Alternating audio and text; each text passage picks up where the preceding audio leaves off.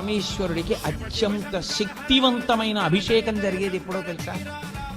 మనం మహాశివరాత్రి మాస శివరాత్రి చేస్తాం, మంచిదే. కానీ అసలు నిజానికి పరమేశ్వరాభిషేకమునకు ఒక భక్తుడు వచ్చి సంవత్సరంలో ధరించిపోయే అభిషేకం ఎప్పుడు అంటే మార్గశీర్ష మాసంలో వచ్చే ఆర్ద్రా నక్షత్రంలో తెల్లవారుజామున చెయ్యాలి. సమస్త తాపోపశాంతి దేని వలన కలుగుతుందంటే ఆర్ద్రాభిషేకము చేత కలుగుతుంది. పరమేశ్వరుడికి అత్యంత శక్తివంతమైన అభిషేకం జరిగేది ఎప్పుడో తెలుసా? మనం మహాశివరాత్రి మాస శివరాత్రి చేస్తాం, మంచిదే.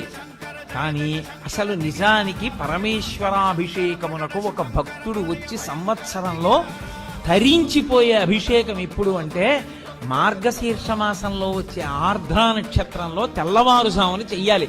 సమస్త తాపోపశాంతి దేని వలన కలుగుతుందంటే ఆర్ద్రాభిషేకము చేత కలుగుతుంది.